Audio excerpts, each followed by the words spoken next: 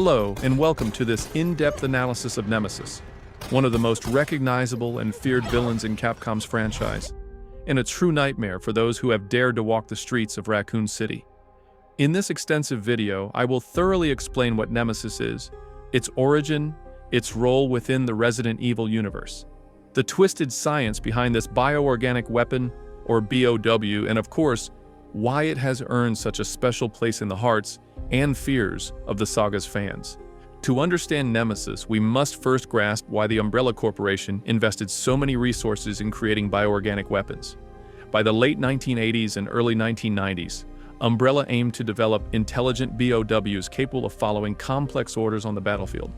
Up to that point, most of its experiments were lethal, yes, but too wild and lacking the cunning needed for more complex missions. They wanted an army of monsters that not only terrified, but could also obey orders without losing effectiveness. This is where two key divisions of Umbrella come into play. The first one, the American division, primarily based at the Arclay laboratories near Raccoon City, focused on developing variants of the T-virus to strengthen creatures like hunters, lickers, and tyrants. However, this division constantly faced the same obstacle, the lack of intelligence in its creations. The second one, the European division, particularly Laboratory Number 6, decided to take a different approach. Instead of relying solely on viral mutations, they sought something extra, a parasite that could take control of a host and enhance it. From this line of research, Project Nemesis was born, an ambitious plan to create the first truly rational BOW, capable of understanding complex commands and making tactical decisions. Something beyond previous tyrants, which were famous for their brute strength but clumsy when it came to obedience and strategic thinking. Now, speaking of control, we've seen how Umbrella was obsessed with controlling biological weapons like Nemesis, manipulating DNA, creating parasites, pushing science beyond ethical limits, all in the name of power. And it really makes you wonder, how much control do we have over the tools we use every day? I mean, think about it. Have you ever wondered what platforms like ChatGPT or Claude are actually doing with your conversations?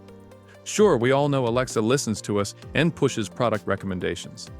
Meta retargets us based on everything we click. But AI platforms? We give them our thoughts, dreams, sensitive questions, even business ideas, all under the assumption that it's just between us and the machine. But it's not. What you share often gets tied to your identity, and in many cases, sold off to third parties, or even handed to governments. In fact, ChatGPT currently has the former director of the NSA on its board. It took us way too long to realize what social media companies were doing with our data in the last decade. Are we about to make the same mistake with AI? Honestly? This kind of thing makes me uncomfortable. But let's face it, AI is also incredibly useful. That's why I started using Venice AI, which is also sponsoring today's video. Venice is a generative AI platform built with privacy in mind. It's completely private and permissionless. No identity tracking, no hidden censorship, and absolutely no data harvesting. For example, try asking other AIs to generate an image of soldiers fighting in Ukraine or something as simple as a King Charles Spaniel. You might get blocked or denied. But with Venice.ai, you're in control. No restrictions, no judgment.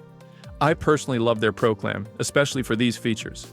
Uploading PDFs and getting summaries. Turning off safe mode for full creative freedom. Modifying the system prompt itself to fine-tune how the AI responds. High limits on text and images, so you're not constantly capped. Venice runs directly in your browser. No installs, no downloads, and your entire chat history is stored only locally on your device.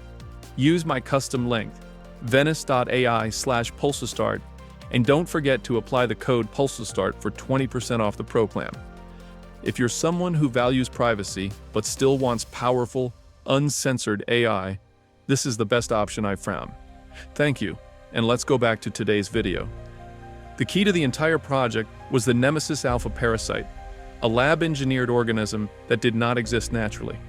Scientists used the T-virus's ability to recombine and create artificial life. It appears that the parasite incorporated DNA from multiple sources, potentially including the Las Plagas parasite, in elements of the progenitor virus, which gave rise to the T-virus. However, a major problem arose. This parasite was so invasive and aggressive that no ordinary host could survive the implantation. In most cases, the subject died within minutes of the anti-alpha taking over their spinal cord and brain. During the early development phase, around 1988, research stalled. A smart biological weapon was useless if it killed its future host before symbiosis was completed. However, a breakthrough came when the American division successfully developed the T-103 Tyrant. These super soldiers, commonly known as Mr. X, provided a more viable host for the Parasite. From the fusion of a T-103 and the Parasite, the Nemesis T-type was born, or simply Nemesis. Once Laboratory No. 6 in Europe perfected several Nemesis T-type prototypes, only one, Nemesis T-02, was put to the ultimate test. It was unleashed in a real-world environment with specific objectives. And that place was none other than Raccoon City, right in the middle of the T-virus outbreak crisis. The chaos that had engulfed the city provided the perfect setting to evaluate Nemesis's military effectiveness. Its mission? To eliminate the last surviving members of STARS, the elite police unit that had thwarted Umbrella's plans at the Spencer Mansion. Additionally, Umbrella sought revenge against STARS for destroying a T-002 Tyrant sometime before, under the directive, "Not a single one must live." Nemesis landed on the zombie-infested streets, ready to hunt its targets, marking the beginning of one of the franchise's most iconic stories. In the original Resident Evil 3 from 1999, Nemesis was depicted as a massively muscular tyrant with a ghoulish face and a large stitched wound on its head. The Parasite could be seen protruding from its shoulder, hinting at the biological horror lurking beneath its black trench coat. That trench coat served two critical functions: restricting its uncontrolled evolution. Since the symbiosis with the anti-alpha Parasite made it prone to excessive mutation from minor injuries, the Tyrant needed a limiter to prevent runaway transformations and protect it physically. The coat acted as a large-scale bulletproof vest, shielding it from gunfire and minor explosions. In its original version, Nemesis carried a massive rocket launcher and moved with greater agility than the T-103, the Mr. X from Resident Evil 2. Moreover, it could run. Its intelligence was evident not only in its use of firearms, but also in basic tactics, such as ambushing and relentlessly pursuing its targets. To make matters worse, it occasionally let out a guttural "stars," a sound that traumatized many gamers of the time. And that's why I would also like to remind you of some key scenes from the original game. First and foremost, Brad Vicker's death marks a turning point in the story. Brad, the STARS pilot, flees in terror after spotting Nemesis. However, the creature catches up to him and, right in front of Jill Valentine, brutally executes him by impaling his head with a tentacle. This scene demonstrates that Nemesis was no ordinary monster. It had the strength to pierce skulls, the intelligence to recognize STARS members, and the sheer brutality to completely annihilate them. Throughout the adventure, Nemesis could appear at any moment, even bursting through walls, doors, and windows. In fact, fans still recall the constant tension of having to decide whether to fight it for rewards, such as weapon upgrades, or run and find a safe place. As a result, the game rewarded bravery, but defeating Nemesis was no easy feat. After multiple battles, Nemesis began to suffer irreversible damage, triggering its mutation process. Once its limiter was removed, its skin tore apart and its tentacles grew larger. In the original version, Nemesis's appearance underwent drastic changes, making it more savage and aggressive.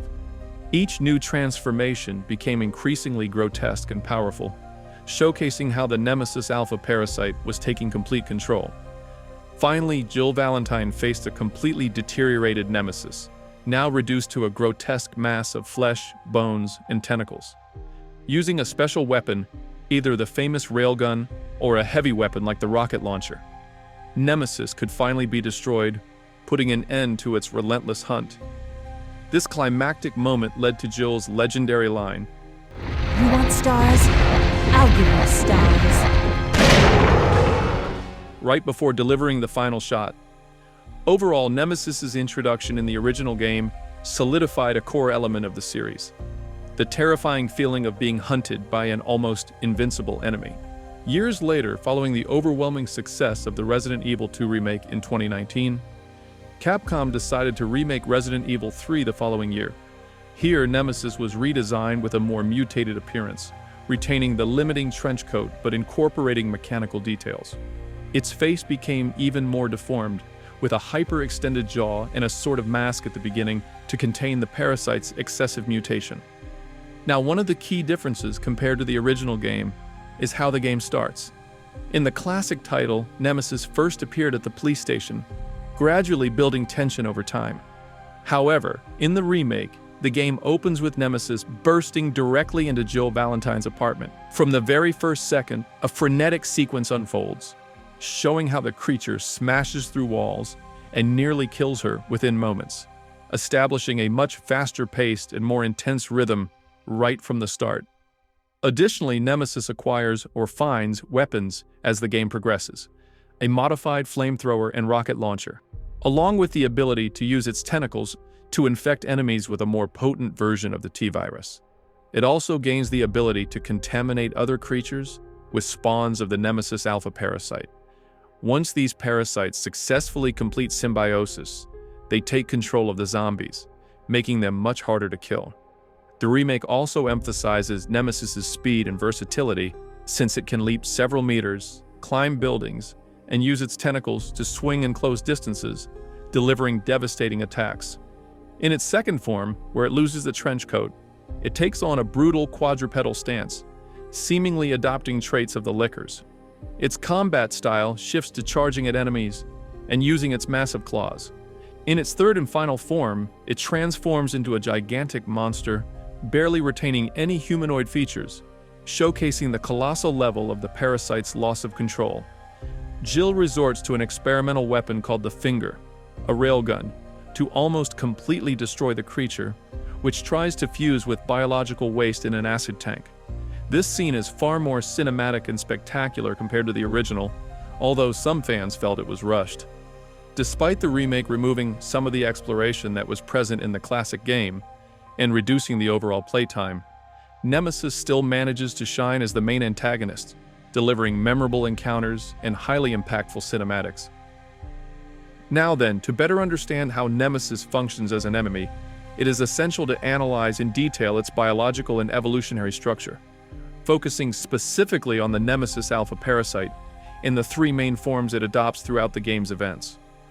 To begin, let's examine Nemesis's first form, known as Limited. In this initial phase, it possesses an imposing height of over 7.8 feet. Its face is severely disfigured, lacking the nose or featuring a grotesquely bent one, along with a tightly clenched jaw. It typically wears a black trench coat, which acts as a mechanical limiter, preventing the anti-alpha parasite from making it mutate uncontrollably. Additionally, this appearance is complemented by its terrifying tentacles, which can easily pierce human bodies and even infect them directly. From a tactical standpoint, Nemesis demonstrates remarkable intelligence in identifying specific targets, planning basic ambushes, and using environmental elements to corner its victims. However, after sustaining significant damage, Nemesis enters its second evolutionary phase, the quadrupedal form. Here its transformation is drastic. It completely sheds its trench coat limiter and takes on a beast-like appearance, moving on all fours with a visibly deformed body. In this form, Nemesis's raw strength increases significantly. It gains powerful claws, and it uses its tentacles to attack victims and infect them with a reinforced strain of the virus. Notably, in the Resident Evil 3 remake, this version behaves like a predator, capable of climbing walls, stalking from above, and charging fiercely at its prey. However, in the second phase, it loses part of its rationality, though it remains dangerously lethal. Finally, after suffering critical damage, Nemesis reaches its third and final mutation, known as the Final Abomination. At this stage, it transforms into a grotesque, unrecognizable mass of flesh and tentacles, losing almost all resemblance to its original human form. In the original game, Nemesis crawled slowly and attacked by spewing acid, while in the remake, its form is even more disturbing. It becomes an amorphous mass that absorbs nearby bodies and biological waste to strengthen itself. In this monstrous state, Nemesis is practically invincible to common attacks, and only experimental or extremely powerful weapons can defeat it. However, its excessive growth also significantly reduces its mobility making it more vulnerable to strategic attacks. On the other hand, another crucial aspect of Nemesis is its incredible regenerative ability and physical resistance. Thanks to the special chemicals secreted by the anti-alpha parasite, Nemesis is practically invulnerable to counter firearms, whether small or medium caliber. In fact, only powerful explosives, high-voltage electrical discharges, or heavy weaponry can slow it down temporarily. Lastly, it is important to highlight its intelligence, known as dual intelligence. Nemesis possesses a system that combines its original brain with the neural mass of the anti-alpha parasite, effectively functioning as a dual brain entity. This combination allows it to reason far more effectively than other tyrants of standard zombies, granting it the ability to identify threats, use sophisticated weapons, memorize specific faces, and even articulate a few words in a limited manner. However, this enhancement in intelligence also represents a considerable risk. In fact, there have been reports of cases where certain Nemesis prototypes developed self-awareness and attempted to escape from the laboratory, making them a potential threat to all of humanity due to the danger of these beings becoming uncontrollable. Beyond its primary role in Resident Evil 3, Nemesis has extended its presence into other chapters and variants within the franchise, significantly expanding its influence and popularity. In ORC, Nemesis also appears, showing how Umbrella's paramilitary force, known as the USS, attempts to reprogram it. It is even hinted that its intelligence could be controlled via electrical discharges, demonstrating both its tactical potential and its dangerous unpredictability.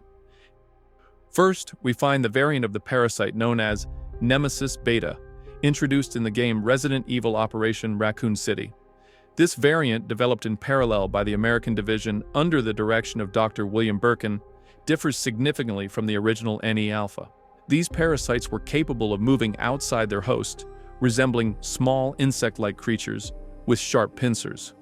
They typically infected zombies by attaching themselves to their backs, decapitating them, and taking direct control of their bodies, creating parasite zombies with greater speed and intelligence.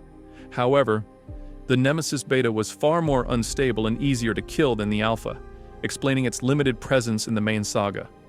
A notable case is the Parasite Tyrant in Operation Raccoon City, where multiple NE-beta parasites cooperated to infect a T-103, resulting in a grotesque fusion with attributes similar to Nemesis, though less refined. Likewise, Nemesis has made multiple cameos in other titles within the franchise, some even far removed from traditional survival horror. For example, it has appeared as a playable fighter in games like Marvel vs. Capcom 3, or in titles such as Dead by Daylight and Project X Zone. These appearances have further cemented its status as a gaming icon, expanding its legacy far beyond the original context of the franchise. Finally, we cannot overlook the Nemesis from the movie Resident Evil Apocalypse, where it is portrayed as a nemesis based on the character Matt Addison, who was infected and genetically manipulated by Umbrella. While it retains the concept of a hyper-strong being armed with a rocket launcher, its storyline differs significantly from the official video game canon. However, its presence in the film further popularized the image of Nemesis as an unstoppable tank that hunted humans. On the other hand, part of the genius behind the original concept of Nemesis in the video game was introducing an enemy that completely eliminated the player's sense of safety. In the original Resident Evil 3, this monster pioneered the idea of a real-time pursuer, capable of appearing suddenly in supposedly safe locations. In fact, from its first encounter with the unforgettable shout of "Stars!" and its terrifying ability to smash through walls, Nemesis set a new standard in the horror genre, leaving a lasting impact on players. Additionally, other later titles revisited and adapted this mechanic, as seen in the Resident Evil 2 remake with Mr. X, or in Resident Evil 7 with Jack Baker. However, Nemesis remains in the collective memory as the ultimate embodiment of the unstoppable hunter. Although it may be hard to believe, Nemesis has a personality that becomes evident in its relentless obsession with annihilating Jill and other STARS members. It doesn't just kill them, it takes pleasure in tormenting them, and even seems to demonstrate satisfaction in hunting them down. This ferocious and vengeful nature perfectly aligns with its name, taken from the Greek goddess of retribution. Regarding the remake, released in 2020, it generated mixed reactions within the community. On one hand, Nemesis stood out for its renewed visual design, an even more aggressive personality, and memorable battles that fully utilized modern technology.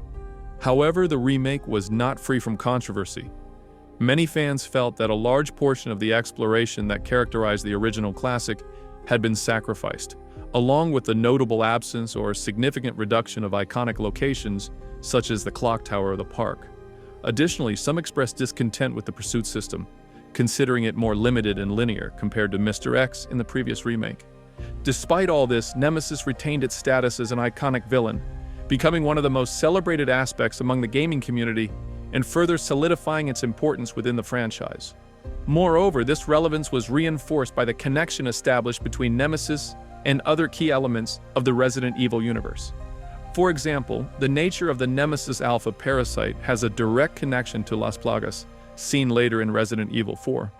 In fact, if we accept the version presented in the remake, which suggests a partial derivation from this ancient parasite, then Nemesis becomes a narrative and conceptual link between the classic T-virus and the parasitic creatures introduced in Resident Evil 4.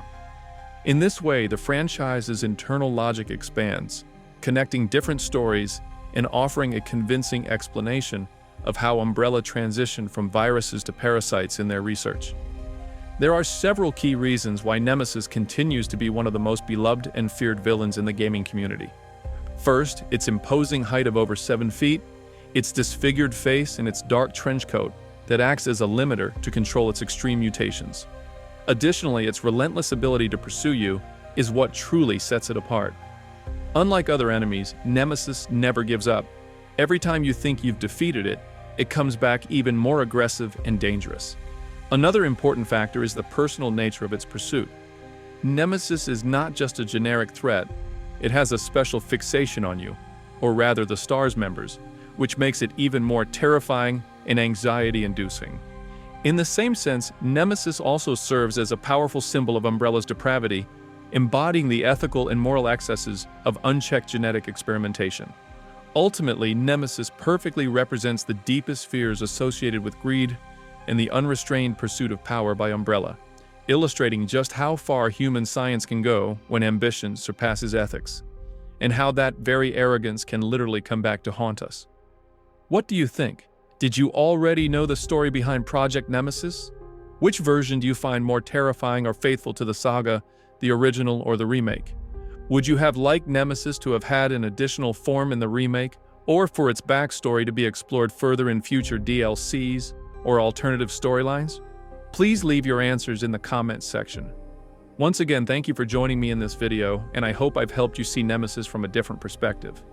If you enjoyed this video, don't forget to leave a like, share it with friends who love Resident Evil, and subscribe to the channel so you don't miss future analyses of iconic creatures from the franchise. See you in the next video! Hey, don't go just yet.